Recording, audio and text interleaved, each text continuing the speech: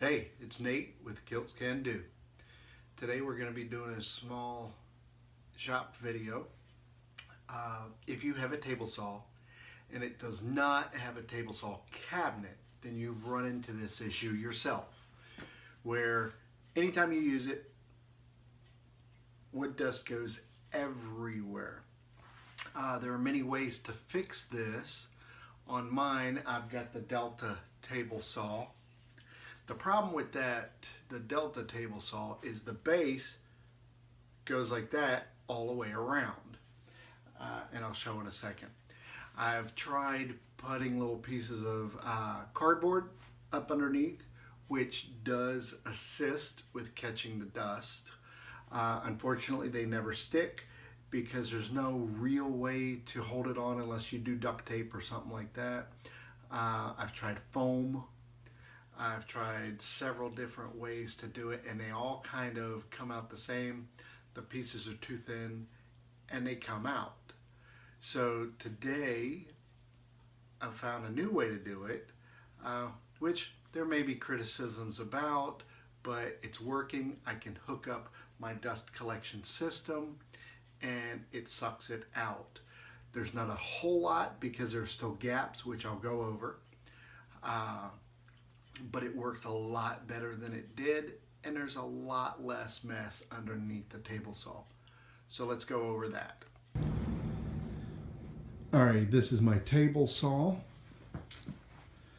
It's 19 inches wide by 21 inches deep, but the issue we have with this is you couldn't just do a straight rectangle. The legs are rounded, so that caused a particular issue. Now for the tools that we need, a steel square, you can use any of them, a sawzall blade, I used the long one, a razor blade, approximately 15 inches of paracord, you need 2 pieces of that, and 2 blocks with a hole drilled in the middle. I'll explain that in a second. And of course a ruler, and a big foam block. Now this foam block is actually almost 6.5 inches wide. Not quite, it's a hair under. But if you notice, it's got this dark line down the middle, and that's where it's glued together. Now this thing is massive. It was huge. So I measured 19, drew my line with a silver Sharpie, cut that out, and we've got a huge, this is a piece of scrap that was left over, 3 inches. That's 3 inches that we're using. The square is 19 inches wide, so it'd be more like this, 21 inches deep, but the legs are rounded, so I cut off the corners of the foam using a razor knife. I then put a hole here and here through the foam, which was very easy, and I fed the paracord through the hole through the bottom of the board, and I used that as a handle so that I can pull the foam down tight. One edge of the table saw has a lip, the other does not. And every time I put it in there, multiple times, it just kind of tilted up at an odd angle. So those handles made a huge difference.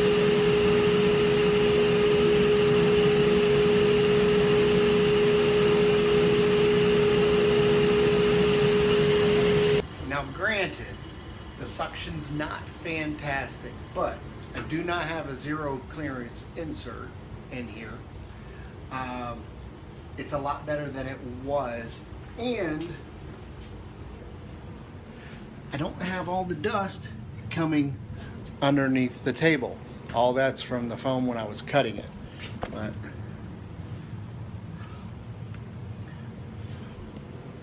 the dust is the main thing, getting rid of all the dust. So you want to fill in the bottom.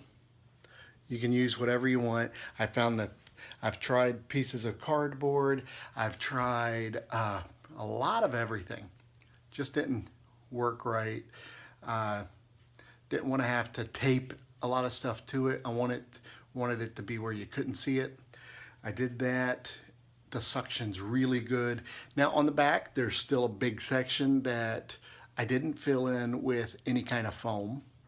The top, I need to make a zero clearance insert, which will help a lot, and fill in the other sections with extra foam.